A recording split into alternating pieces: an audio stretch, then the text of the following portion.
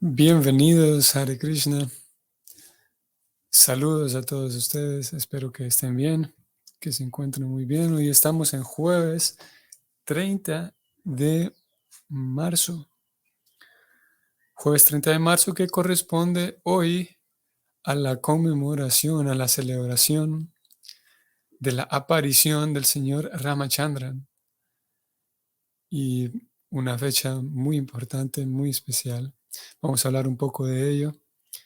Así que hoy celebramos eso. El día de la aparición del señor Ramachandra. Y aparte también comenzamos oficialmente con el primer verso del capítulo 6. Así que sean todos bienvenidos. Om Namo Bhagavate Vasudevaya. Om Namo Bhagavate Vasudevaya. Om Namo Bhagavate Vasudevaya. Texto número 1. Brahmo vacham, vacham vaner mukam kshetram, chandasam saptam datavam, havya kavyam ritananam, jiva sarva rasasya cham. La traducción es la siguiente. El señor Brahma dijo, la boca del Virat Purusha, o sea, la forma universal del Señor, es el centro generador de la voz y la deidad regente del fuego. Su piel y otras 6 capas son los centros generadores de los himnos védicos y su lengua es el centro productor de diferentes alimentos y comidas exquisitas que se les ofrecen a los semidioses, a los antepasados y a la generalidad de la gente. Vamos a leer de una vez el verso 2, el segundo verso, ya que este verso segundo no hay un comentario escrito por Prabhupada. Leemos este que solamente presenta la traducción y luego vamos a volver al verso 1 para leer el comentario de aquel. Texto 2 dice así. Sus 2 fosas nasales son los centros generadores de nuestra respiración y de todos los otros aires. Sus capacidades olfativas generan a los semidioses Aswini Kumara y toda clase de hierbas medicinales, y sus energías respiratorias producen diferentes clases de fragancias. Vamos a leer ahora el comentario escrito por Srila Prabhupada para este verso primero. Aquí se describen las opulencias de la forma universal del Señor. Se dice que su boca es el centro generador de toda clase de voces y su deidad regente es el semidios del fuego. Y su piel y otras 6 capas de su estructura corporal son los centros generadores que representan a las 7 clases de himnos védicos, como el Gayatri. El Gayatri es el comienzo de todos los mantras védicos y se encuentra explicado en el primer volumen del Srimad Bhagavatam. Como los centros generadores son las diferentes partes de la forma universal del Señor, y como la forma del Señor es trascendental a la creación material, ha de entenderse que la presencia de la voz, la lengua, la piel, etc., sugiere que el Señor no carece de ellas en su forma trascendental. La voz material o la energía de ingerir alimentos se genera originalmente del Señor. Esas acciones no son más que reflejos pervertidos de los manantiales originales. La condición trascendental no carece de variedad espiritual. En el mundo espiritual, todas las pervertidas formas de la variedad material se encuentran plenamente presentes en su identidad espiritual original. La única diferencia es que las actividades materiales están contaminadas por las tres modalidades de la naturaleza material, mientras que las potencias del mundo espiritual son todas puras, debido a que están empleadas en el trascendental y puro servicio amoroso del Señor. En el mundo espiritual, el Señor es el sublime disfrutador de todo, y las entidades vivientes que se encuentran allí están todas dedicadas a su trascendental servicio amoroso, sin contaminación alguna de las tres modalidades de la naturaleza material. Las actividades del mundo espiritual carecen de todos los defectos del mundo material, mas no hay posibilidad alguna de un vacío impersonal en la plataforma espiritual, como sugieren los impersonalistas. El servicio devocional se define en el Narada Pancharatra de la siguiente manera. Sarvopadi vinirmuktam tat parat vena nirmalam hrishikena hrishikesha sevanam bhakti ruchate. Como todos los sentidos originalmente se producen del manantial de sentidos del Señor, las actividades sensuales del mundo material han de purificarse mediante el proceso del servicio devocional. Y así pues, puede lograrse la perfección de la vida simplemente por la purificación de la presente posición de nuestras actividades materiales. Y el proceso purificador comienza a partir de la etapa en que uno se encuentra liberado del concepto de las diferentes designaciones. Toda entidad viviente está dedicada a alguna clase de servicio, bien sea para el yo o para la familia o para la sociedad, el país, etc. Pero desafortunadamente todos esos servicios se prestan debido al apego material. Los apegos producto del afecto material pueden ser simplemente cambiados al ponerlos al servicio del Señor. Y así comienza automáticamente el tratamiento para librarse del apego material. Por lo tanto, el proceso de liberación es más fácil a través del servicio devocional que por ningún otro método. Pues en la Bhagavad Gita 12.5 se dice que si uno está apegado a lo impersonal, queda sujeto a diversas clases de tribulaciones. Klesho dikataras tesham avyaktasakta chetasam. Fin del comentario para este verso. Muy bien, así que bienvenidos. Decíamos entonces que hoy tenemos el día muy especial, el día en el que celebramos la conmemoración de la aparición del señor Ramachandra. El señor Ramachandra, que él aparece, su aparición, su advenimiento es en una era previa a Krishna. Para hacer el repaso, hoy estamos en Kali Yuga, y en ese Kali Yuga la aparición de Krishna es en la forma de Chaitanya, ¿no? Antes de Kali Yuga tenemos Dwapara Yuga, y en ese Yuga Krishna aparece con su propia forma original, como Swayam Krishna. Y antes de Dwapara Yuga tenemos Treta Yuga, y en ese Treta Yuga Krishna aparece en la forma de Señor Ramachandra.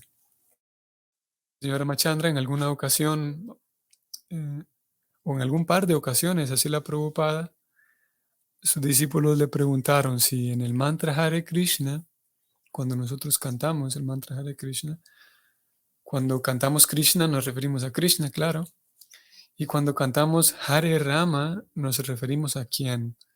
¿Nos referimos a Balarama? Ellos preguntaron. ¿O nos referimos a Ramachandra? Y si la Prabhupada respondió que ambas están correctas. Así que cuando cantamos el mantra Hare Krishna, nos estamos refiriendo a Krishna, nos estamos abocando a Krishna y también al señor Ramachandra, quien Krishna en la forma de Ramachandra, él eh, lleva a cabo sus actividades, sus pasatiempos, y una particularidad de esas actividades es que él actúa como el rey ideal.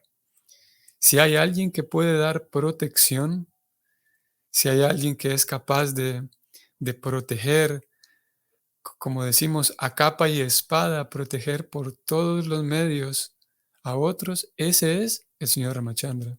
Ese es Krishna específicamente en la forma de Ramachandra, quien ofrece plena protección a sus devotos. Y él aparece entonces como el rey ideal. La forma en la que él reinó es, sí, es la forma ideal de reinar, es Dios mismo. A diferencia de Krishna, por ejemplo, que Krishna sí tuvo parte de la vida, del tiempo de Krishna en la tierra, fue llevar a cabo diferentes labores en la realeza, ¿no? Administrativas, pero específicamente el señor Ramachandra, en la forma del señor Ramachandra se manifiesta a plenitud de esa capacidad administrativa en los asuntos de la realeza, como un rey. Vamos a regresar un momento al verso para que leamos un par de cosas aquí bastante relevantes. Vamos a mencionar dos cosas nada más. Número uno es un tema que no es nuevo. Esto lo vamos a encontrar aquí aquí está. Prabhupada escribe lo siguiente. En el mundo espiritual, todas las pervertidas formas de variedad material se encuentran plenamente presentes en su identidad original. O sea que, esto también lo explica la Gita, el capítulo 15, todo lo que nosotros vemos, todas las experiencias que nosotros tenemos, todo existe en el mundo espiritual. Es una propuesta interesante, ya que Prabhupada constantemente viene hablando del impersonalismo, aquí también lo hizo. Algunas personas proponen de que el mundo espiritual, por ser opuesto al mundo material, entonces todo lo que vemos en el mundo material, por definición, no existe en el mundo espiritual, porque son dos cosas opuestas, ¿no? Materia y espíritu. Pero el Bhagavatam presenta una información muy diferente. Y es que todo lo que vemos, todas las cosas de las que tenemos experiencia, existen en el mundo espiritual. La única diferencia, aquí Prabhupada lo dijo así, justamente así, lo estoy subrayando para leerlo, la única diferencia es que las actividades materiales están contaminadas por las modalidades materiales, mientras que las potencias del mundo espiritual son todas puras. O sea que existe lo mismo, y no solamente que existe lo mismo, sino que hay una variedad todavía mayor en el mundo espiritual. Pero todo lo que vemos deberá existir en el mundo espiritual, porque o si no, eso querría decir de que en el mundo material hay ciertas cosas que el mundo espiritual carece, y eso no puede ser, porque el mundo espiritual es completo y perfecto. Por lo tanto, todo lo que vemos existe en el mundo espiritual, solamente que de manera pura, en su estado puro. ¿Y qué significa en su estado puro? Prabhupada lo describió. Voy a leer nuevamente. Las potencias en el mundo espiritual son todas puras, debido a que están empleadas en el trascendental y puro servicio amoroso del Señor. O sea que todo es puro en el mundo espiritual porque todo está conscientemente y constantemente vinculado con Krishna para agradarlo a Krishna, mientras que las cosas que existen en el mundo material están desvinculadas de Krishna. Y todos los seres vivos que habitamos aquí usamos esos recursos para mi propio placer, para nuestro propio placer. He ahí la diferencia.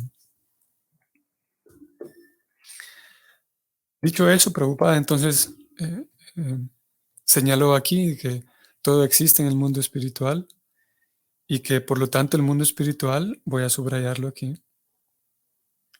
las actividades del mundo espiritual carecen de todos los defectos materiales, pero no hay la posibilidad de que el mundo espiritual sea vacío.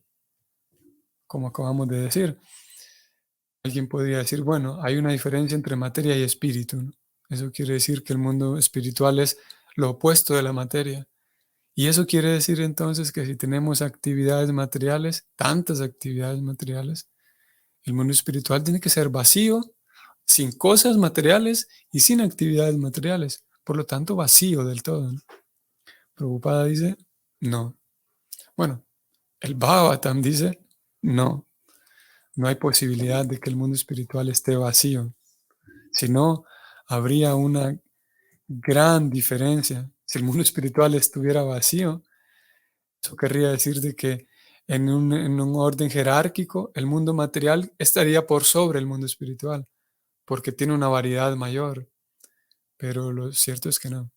El orden jerárquico es que el mundo espiritual es superior y tiene actividades y actividades mucho más variadas que el mundo material en su forma pura todos.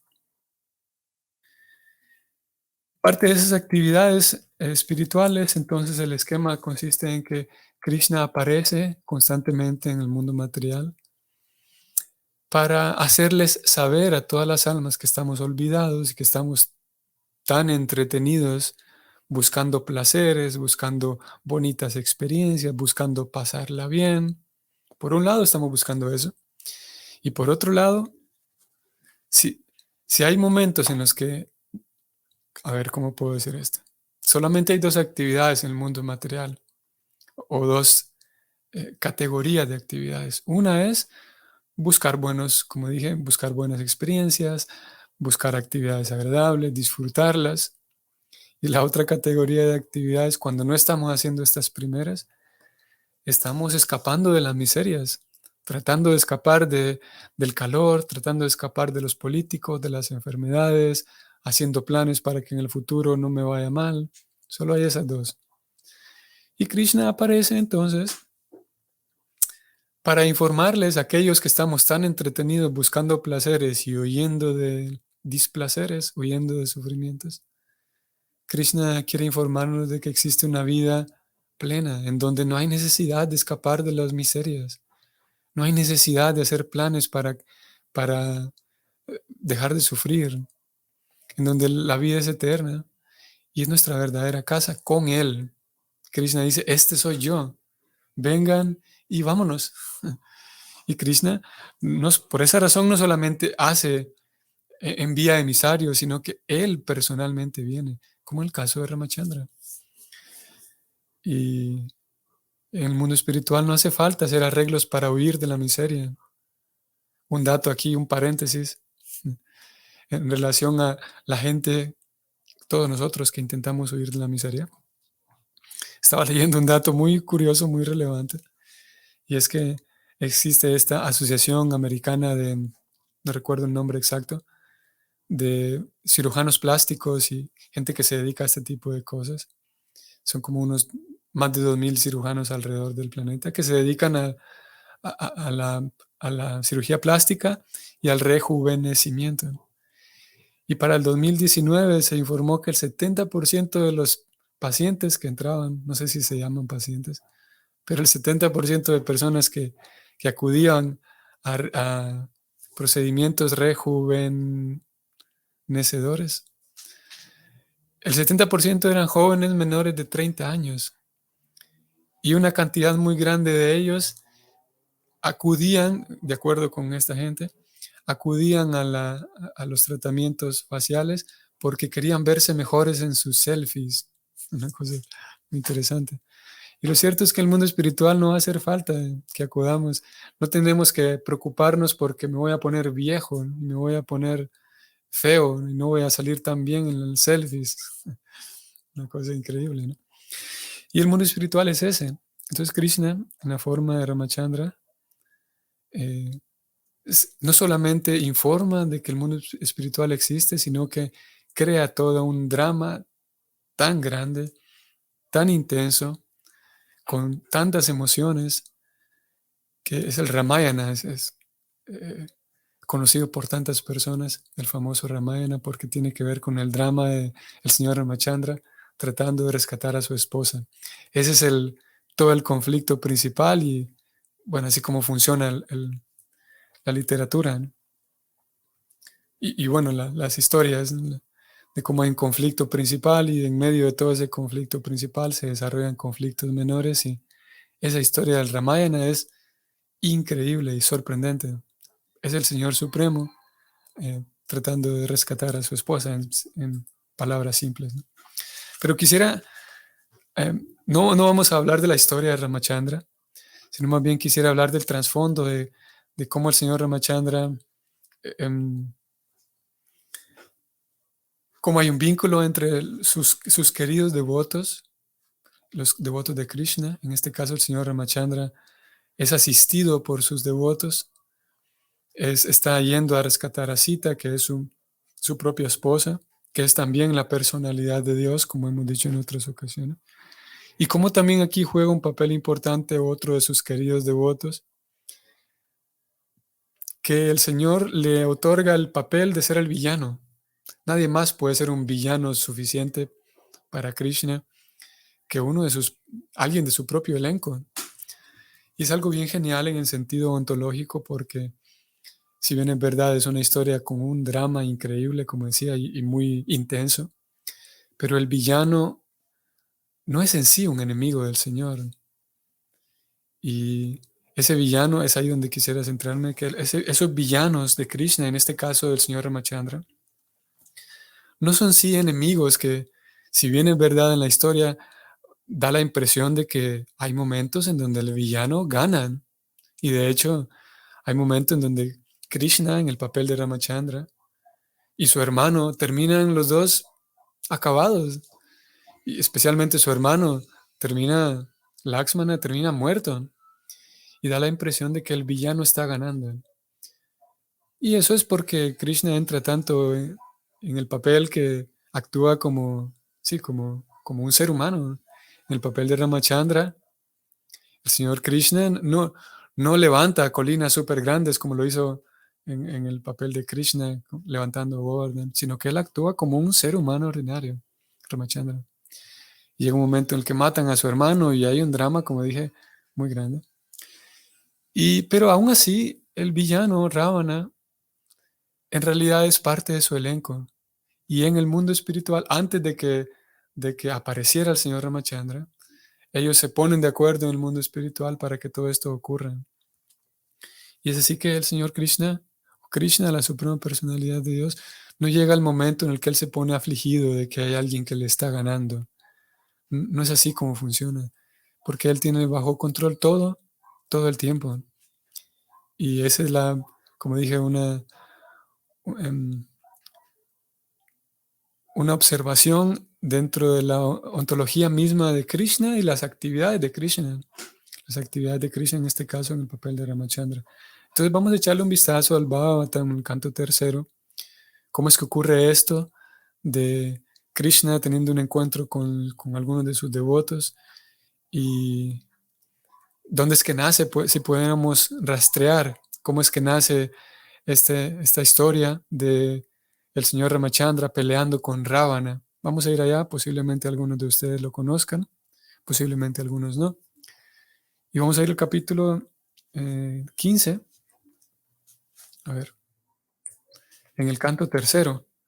Por un lado, vamos a hacer esta lectura para, como dije, rastrear cómo nace este, esta historia de Krishna peleando con Ravana, pero también para echar un vistazo aquí lo genial que es la suprema personalidad de Dios. Vamos a ver en la escena aquí a Krishna hablando acerca de sus queridos devotos.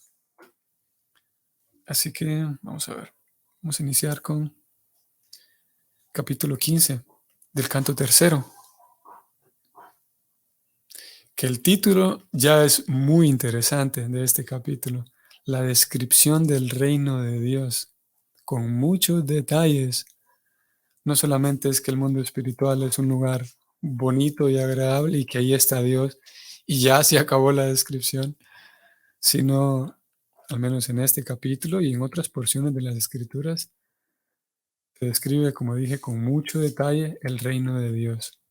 Que no vamos a leer el capítulo entero, aquí vamos a partir nada más desde el verso 23.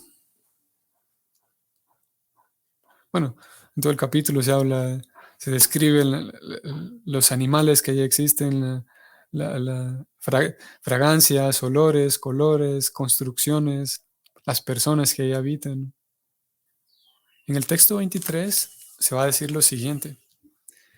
Es muy de lamentar que la gente desafortunada no conoce la descripción de los planetas Vaikunta, los planetas espirituales, y en lugar de ello trate de temas que no merecen ser oídos y confunden la inteligencia.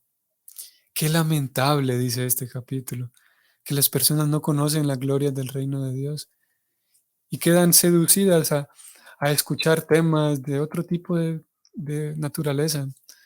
Y quedamos seducidos a esperar la nueva película de Marvel, la nueva serie de Netflix. Qué triste. Mientras que las informaciones acerca del reino de Dios son muy completas y son placenteras. Es muy de lamentar, dice el Bhagavatam. Bueno, entonces en este capítulo se comienza a describir cómo los sabios, los 4 sabios Kumaras estaban yendo al mundo espiritual y todo lo que ellos vieron es relatado aquí. Y entonces sucede que se les impide la entrada, ellos van listos para entrar al reino, al mundo espiritual, al reino de Dios, pero los porteros les impiden la entrada. Y justamente están allí, pero impidiendo la entrada a estos 4 sabios. Los sabios preguntan por qué no nos dejan entrar y sucede ahí una pequeña discusión, no tan pequeña, sino más bien.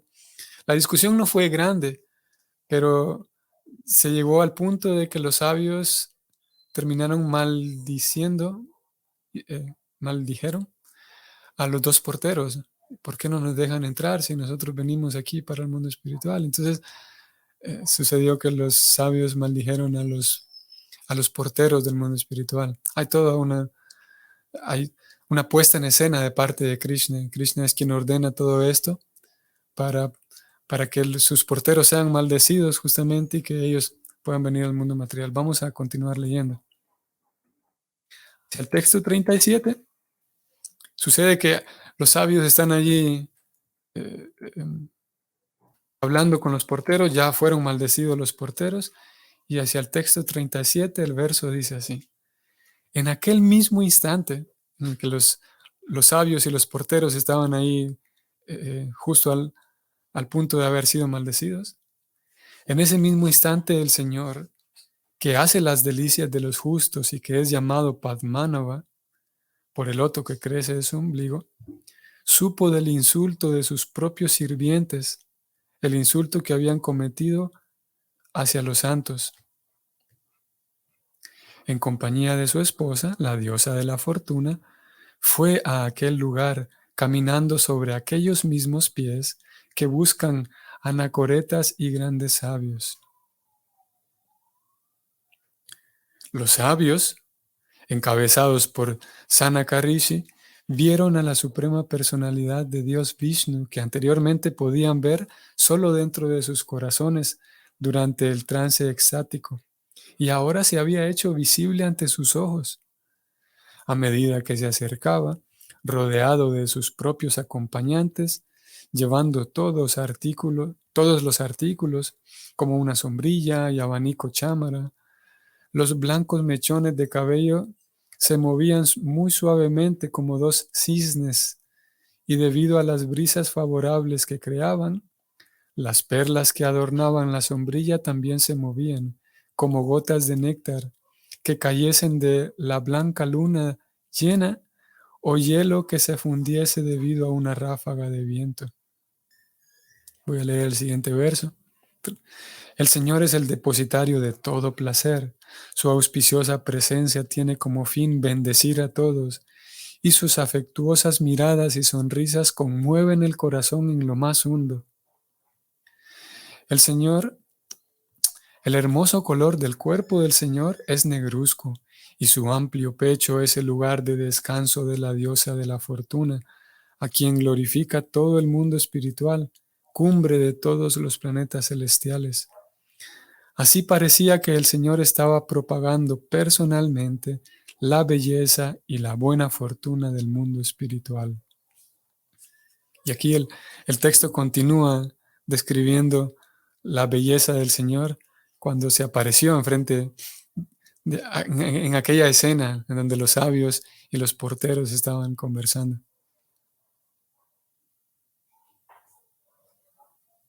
Vean qué bonito este verso, 42.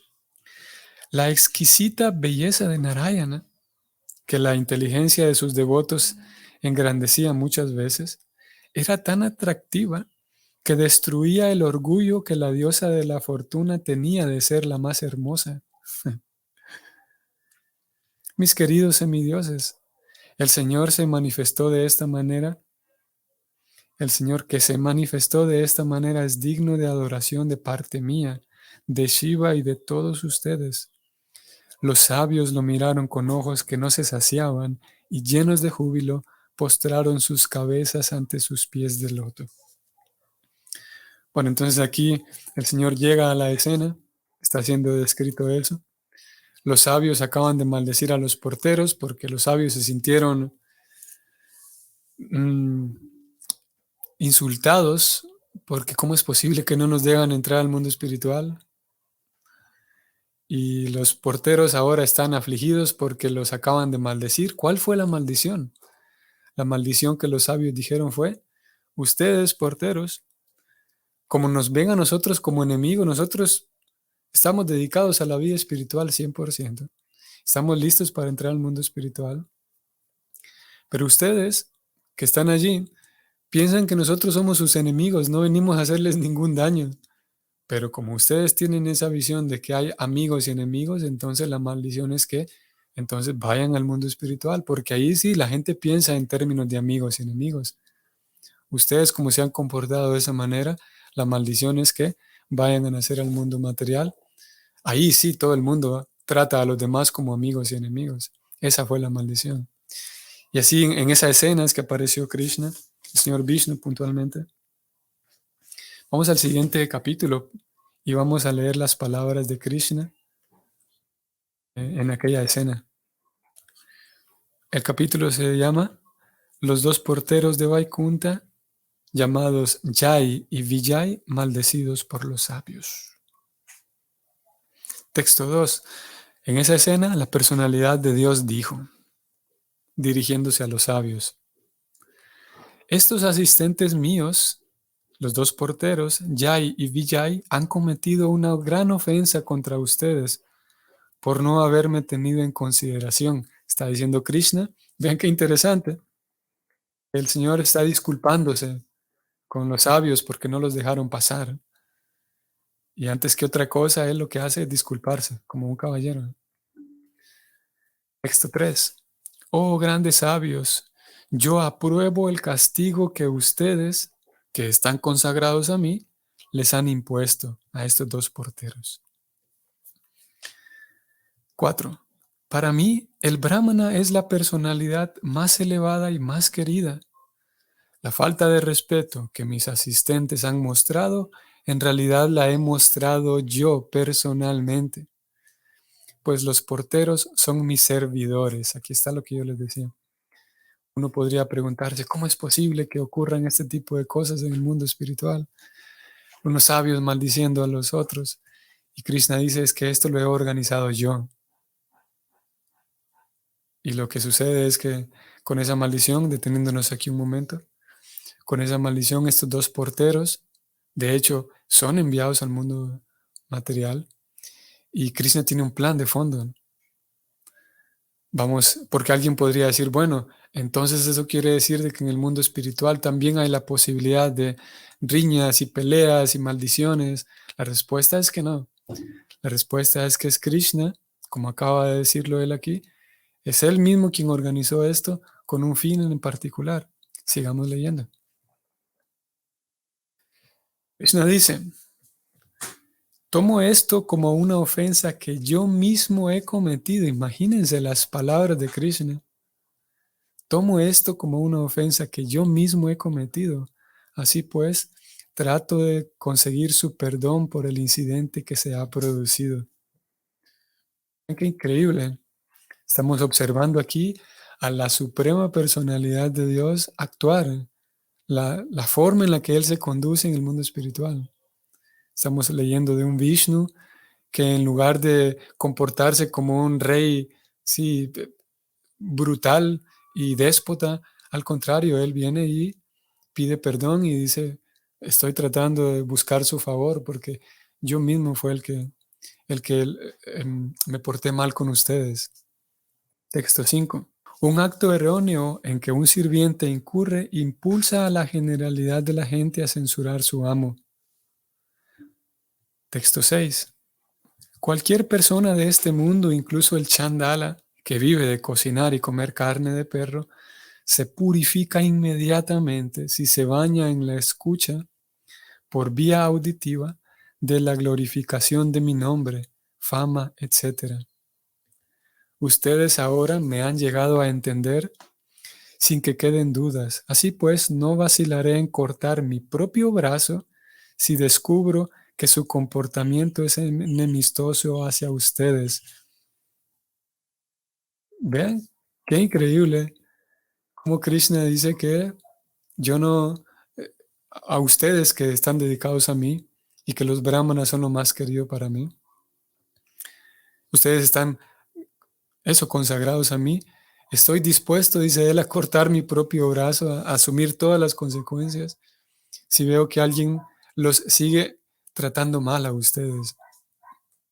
Dije, ¿qué ejemplo podemos tomar? ¿Qué gran ejemplo podemos tomar de alguien actuando de esta manera? Es el Señor Supremo, es Vishnu.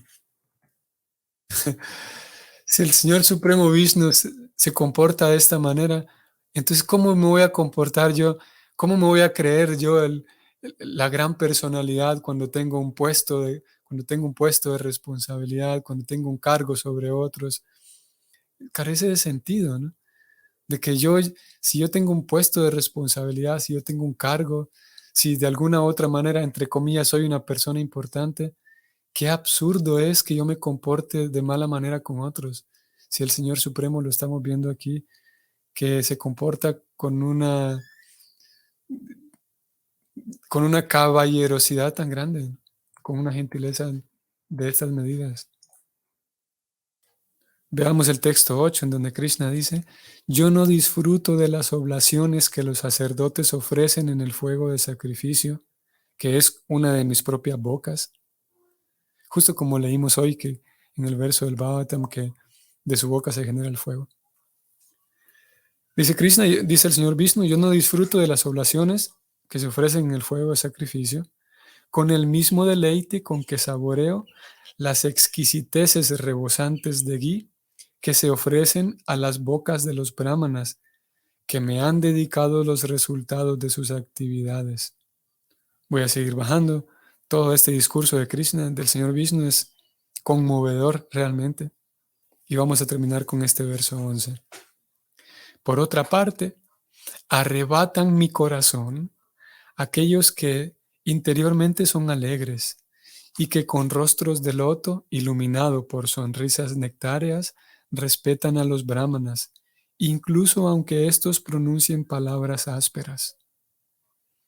Ellos ven en los brahmanas mi propio ser y les apaciguan alabándoles con palabras cariñosas, tal como un hijo calmaría a un padre enfadado o tal como yo les apaciguo a ustedes. Dije todo este discurso con palabras tan amables. Es increíble, es sorprendente. Así es entonces que Krishna pronuncia este discurso y al final les dice, mis queridos brahmanas, ustedes ya pronunciaron esta maldición, así que esa maldición se va a cumplir sin duda, pero hagamos algo, dice Krishna. Se pone a negociar y él dice que, por favor, de hecho, él les pide que, por favor, que esa maldición no sea tan prolongada, o sea, que de tal manera que estos, mis queridos sirvientes, que puedan volver rápido conmigo, porque son mis queridos sirvientes.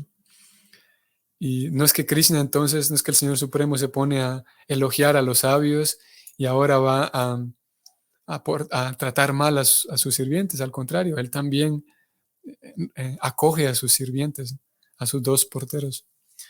Entonces el trato al que llegan es que estos dos sirvientes van a descender durante 3 vidas, durante 3 encarnaciones, van a descender para actuar como demonios, actuar como enemigos del Señor. Y la pregunta puede surgir, ¿por qué tienen que descender estos 2 sirvientes a actuar como enemigos del Señor? Y es que en esa negociación que había, surgieron 2 propuestas. Número uno, la primera propuesta era que ellos van a ir al mundo material porque ya la maldición fue proferida. Y la propuesta número uno era que ellos van a ir al mundo material y van a nacer 7 vidas, y en esas 7 vidas van a ser devotos del Señor Supremo, y después de 7 vidas regresan al mundo espiritual y a retomar su servicio como porteros, ¿no? Y la segunda opción era que pueden nacer 3 vidas, estas 3 vidas son más cortas, solamente son 3, pero no van a ser devotos del Señor, sino que van a ser enemigos del Señor en esas 3 vidas. Y ellos escogieron esta segunda opción, ya que era más rápido. Solamente 3 vidas y listo, después de regreso para el mundo espiritual. Y son ellos dos que aparecen como hermanos en 3 encarnaciones diferentes y aparecen como enemigos de Krishna en la era de Satya, luego enemigos de Krishna en la era de Treta, y luego otra vez enemigos del Señor Supremo en la era de Dwapara, ¿no? Y en la encarnación como Señor Ramachandra, entonces ellos aparecen, y principalmente Ravana, de quien hablamos al inicio. Ravana, el gran enemigo del Señor Supremo, es uno de estos 2 porteros. Y nadie más pudiera, o mejor dicho, ¿quién más podría ser un enemigo digno del Señor Supremo que uno de sus propios sirvientes del mundo espiritual? Y uno de estos 2 porteros entonces es quien toma el papel de Ravana para ser el enemigo más genial de Krishna, de Ramachandra. Y obviamente que ambos están en su papel. Ravana realmente, de hecho, está dispuesto a matar al señor Ramachandra. Están realmente ambos metidos en el personaje, gracias a lo que conocemos como Yoga Maya, la potencia inconcebible del Señor. Y eso hace que, porque si imaginémonos, si Ravana todo el tiempo recordara que yo soy el portero del Señor Supremo y le voy a tirar flechas, pero de mentiras, entonces el Señor Supremo, el Señor Ramachandra, no podría expresar toda esa raza, como se conoce, todo ese espíritu heroico y sí, llevar a cabo sus pasatiempos, toda esta escena con un espíritu heroico profundo. Pero para eso se requiere de que el villano tire flechas de verdad, que no sea de mentiras. Y es lo que hacen. Y todo esto es llevado a cabo por la potencia interna del Señor Supremo, Yoga Maya. Y Ravana entonces de esa manera le permite a Krishna, al Señor Ramachandra, ejecutar esos pasatiempos con completa entrega, con completa absorción. ¿Y para qué todo eso? ¿Para qué entonces todas esas historias? Nos hubiéramos ahorrado tanto, ¿no? Sin que maldigan a los porteros, sin que el señor Ramachandra tenga que venir. Y la respuesta a esa pregunta de ¿para qué tanto enredo? Es como dijimos al inicio, Krishna en sus diferentes encarnaciones, en este caso de Ramachandra, aparece en el mundo espiritual para ayudarnos a nosotros que estamos aquí enredados y ocupados, tan ocupados, viendo series y viendo películas y viendo simplemente videos sin sentido en Facebook y Instagram y TikTok, para recordarnos de nuestra verdadera vida. Y es para eso, en realidad, Krishna dice en la Gita que Paritranaya Sadhunam, un verso muy conocido, 4.8, 4.6, 7, 8 y 9, esa sección de versos es muy conocida. Que para ayudar a los devotos, dice Krishna, yo aparezco en cada tanto para ayudar a los devotos, así como nosotros leyendo estas historias, podemos obtener descanso, ¿no? Podemos obtener sosiego leyendo estas historias de Krishna, estos relatos, y al mismo tiempo a través de oírlas nos capacitamos para volver al mundo espiritual, para volver de hecho, porque una vida devocional dedicada es una vida espiritual. Ya estamos llevando a cabo vida espiritual en el acto de llevar una vida devocional, en el acto de llevar a cabo nuestro sadhana. Pero para que ocurra de hecho ese traspaso, para que volvamos de hecho al mundo espiritual, volvamos a casa, para con ese objetivo Krishna aparece en sus diferentes encarnaciones. Y hoy, todos aquellos días como hoy, en donde se conmemora una de esas fechas, es un día súper genial para abogar y pedir a Krishna que por favor, Krishna, permíteme ser más lo que necesitemos nosotros. Permíteme, Krishna, tener más sinceridad. Permíteme, Krishna, tener, por favor, más claridad. Permíteme tener más conciencia, más voluntad. Permíteme tener más inteligencia. Y por favor, recibe mis pequeños servicios. Por favor, permíteme tener más devoción. Permíteme tener más cercanía con los Vaishnavas. Y Krishna está dispuesto en los días como hoy a otorgar aquello que pidamos, aquello que vaya a aumentar nuestra devoción. Hoy es un día en el que usualmente los Vaishnavas observan un ayuno hasta el atardecer. Para todos aquellos quienes pueden hacerlo, es lo recomendable. Si no es posible, entonces podemos comer algunos alimentos suaves, digamos, sí, ligeros, hasta el atardecer. Es recomendable también que los alimentos sean suaves, incluso a pesar de que haga un ayuno hasta la tarde, que los alimentos de la tarde también sean suaves, como prasadam de Ekadasi. Todos esos detalles en cuanto al ayuno, el prasadam de Ekadasi, son detalles, en un sentido son secundarios. Si alguien por diferentes razones no puede hacer el ayuno o alguien come un prasadam diferente que no sea de Ekadasi, son detalles. No es que estamos haciendo una ofensa, por ejemplo. Si falté al ayuno no es ninguna ofensa, no es ninguna falta. Sin embargo, si yo observo el ayuno hasta el atardecer, es mucho mejor. Y en ambos casos, lo más importante en estos días es recordar la misericordia del Señor, la gracia del Señor, que Él está bondadosamente esperando a que volvamos a casa. Ya estamos en camino. Él no tiene ni prisa, ni está esperando a observarnos cuando nos equivocamos, sino el Señor es todo bondadoso. Y para eso sirven estos días, para reforzar nuestra fe en ese Señor Supremo. Muy bien. Nosotros hoy nos vamos a detener aquí. Espero que tengan entonces un día provechoso, un excelente día, un magnífico día del Señor Ramachandra. Y si el Señor entonces nos permite, nos vamos a ver mañana.